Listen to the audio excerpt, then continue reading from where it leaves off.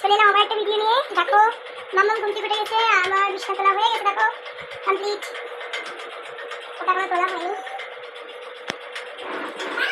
ঘরের সব কাজ কমপ্লিট হয়ে গেছে, ঘর মোছা হয়ে গেছে।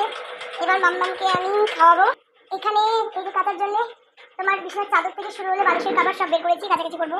আর ওইদিকে দেখো ইন্ডাকশন নিয়ে খেলা চলছে, ওটার প্লেট ওখানে সুইচ টিপে ওখানে দেখতেই পাচ্ছ। চলো কাজটা স্টার্ট করি। রেডি হয়ে গেছি, আর গরম দেখছি, গরমে গেলে এখন তো চান হয়ে গেছি।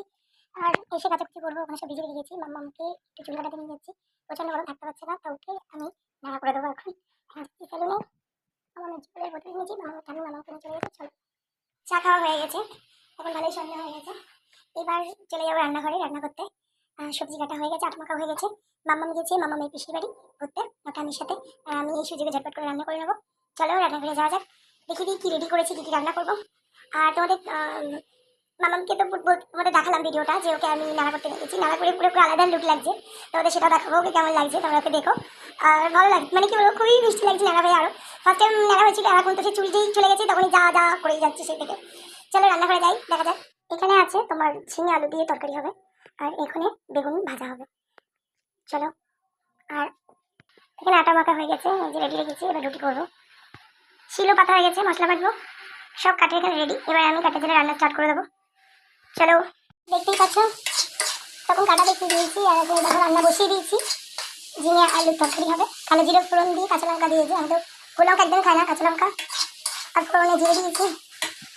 আর এখানে পোস্ত আদা বাটা আর অল্প একটু জিরে গুঁড়ো দিয়েছি এর মধ্যে।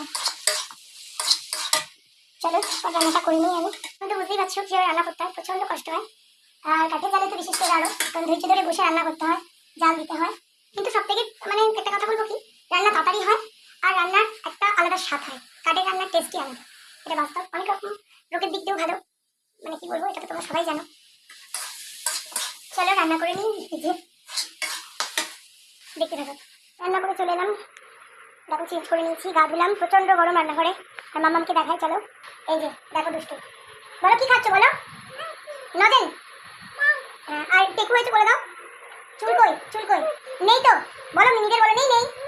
ও মিনি বলো, ও মিনি চুল নেই। আবার কি করেছে দেখো, দাঁড়াও দেখাচ্ছি। ওর মিনির পিসির বাড়ি গেছে, গিয়ে এইসব কাণ্ড করেছে। আলতা নেলপালিশ যেগুলো আমি কোনোদিন পরাইনি ওকে, আর এখন এই বদমাশিগুলো দেখো। আলতা নেলপালিশ পরে এখন কি জানে কি খাচ্ছে ওটা, আমি খেতে বলেছি।